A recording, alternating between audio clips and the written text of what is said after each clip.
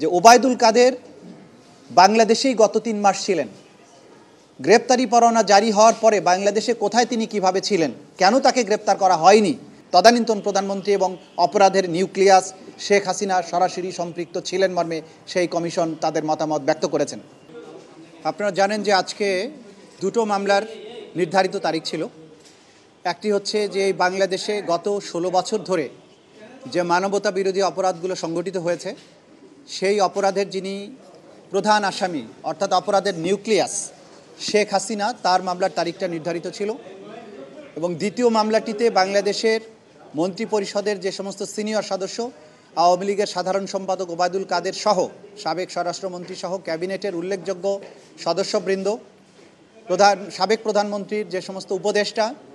যারা তাকে এই ধরনের জঘন্য মানবতা বিরোধী অপরাধ সংগঠনের পরিকল্পনা প্রণয়ন, পরিকল্পনা বাস্তবায়ন, এটাকে উস্কানি দেয়া, নানানভাবে এই অপরাধ সংগঠনের ব্যাপারে সাহায্য করেছেন, নিজেরা ভূমিকা পালন করেছেন, ডিসিশন মেকিংয়ে ভূমিকা পালন করেছেন, তাদের মামলার আজকে তারিখ নির্ধারিত ছিল। আমরা আজকে অপরাধের যে নিউক্লিয়াস শেখ হাসিনার মামলায় আদালতের কাছে উপস্থাপন করেছি যে আমরা তদন্ত রিপোর্ট অনেক দূর অগ্রসর হয়েছি, কিন্তু পাশাপাশি জুলাই আগস্টের সংঘটিত যে মানবতা বিরোধী অপরাধ এবং গণহত্যা, এর বাইরেও গত 16 বছর ধরে সিস্টেম্যাটিক্যালি বাংলাদেশের হাজার হাজার মানুষকে শেখ হাসিনার নির্দেশে এবং তার পরিকল্পনায় গোপন কারাগারে নিষ্ঠুরতম পন্থায় বছরের পর বছর আটক রেখে তাদেরকে নির্যাতন, হত্যা করা এবং তাদের লাশকে সিমেন্টের বস্তার সাথে বেঁধে বিভিন্ন নদীতে ফেলে দিয়ে নিশ্চিহ্ন করে দেওয়ার যে অপরাধগুলো সংগঠিত হয়েছে, সেই ব্যাপারে সরকার কর্তৃক গঠিত যে গুমের কমিশন, একজন মাননীয় বিচারপতির নেতৃত্বে গঠিত যে কমিশন,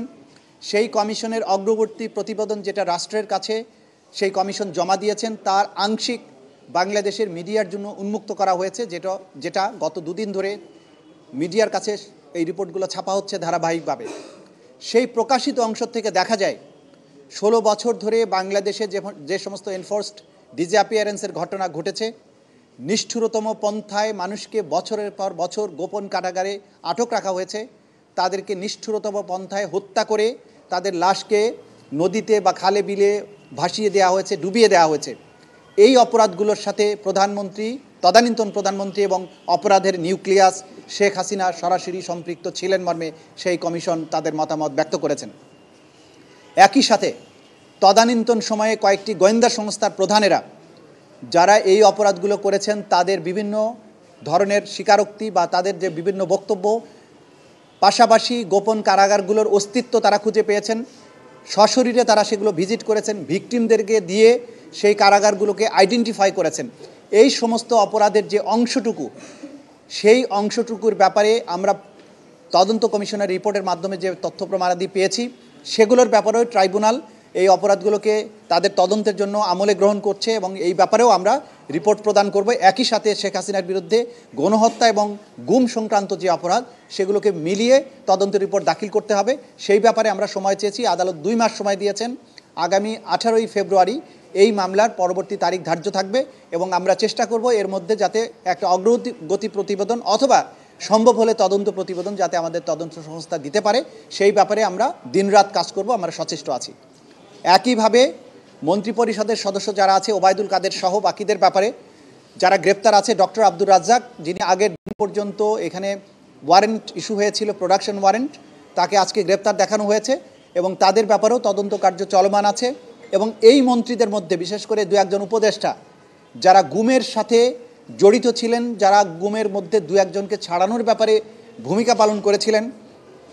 এবং তাদের এই গোয়েন্দা সংস্থাগুলোর যারা সম্পৃক্ত ছিলেন, তাদের সাথে গুম কমিশনের ইন্টারভিউর মধ্য দিয়ে এটা দেখা গেছে যে প্রধানমন্ত্রী হাসিনার নির্দেশে যে তাদেরকে রাখা হয়েছে, তার ইচ্ছা এবং অনিচ্ছায় কাউকে আটক রাখা বা ছাড়া হতো, সেগুলো গুম কমিশনের তদন্তে আমরা পেয়েছি। এই বিষয়গুলো নিয়ে আমরা এই তদন্ত করছি এবং এগুলো রিপোর্ট একসাথে আসবে এবং সব কিছুর বিচার একসাথে হবে। পাশাপাশি আমরা আদালতের আজকে দৃষ্টি আকর্ষণ করেছি যে ওবায়দুল কাদের বাংলাদেশেই গত 3 মাস ছিলেন।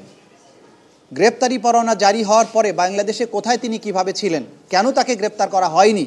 বা তিনি কিভাবে পরবর্তীতে বাংলাদেশের সীমান্ত অতিক্রম করেছেন, এই ব্যাপারে আইন শৃঙ্খলা রক্ষাকারী বাহিনীর কাছে একটা ব্যাখ্যা চাওয়া হয়েছে এবং সেটা 15 দিনের মধ্যে যাতে এই ব্যাখ্যা দেওয়া হয় সেটা জানানোর জন্য আদালত নির্দেশ দিয়েছেন। একই সাথে অপরাধের নিউক্লিয়াস শেখ হাসিনা, তিনি তার গ্রেপ্তারের ব্যাপারে যে আমরা ইন্টারপোলের মাধ্যমে রেড নোটিশ জারি করা, আদালতের যে গ্রেপ্তারি পরোয়ানা সেটা কার্যকরের কি ব্যবস্থা এবং ভারতের সাথে সম্পাদিত যে অপরাধীর বহিঃসমর্পণ চুক্তি অর্থাৎ এক্সট্রাডিশন ট্রিটি, সেই অনুযায়ী কতদূর ব্যবস্থা নেওয়া হয়েছে সেটা জানার জন্য আদালত পরবর্তী 2 সপ্তাহের মধ্যে একটা প্রতিবেদন চেয়েছেন।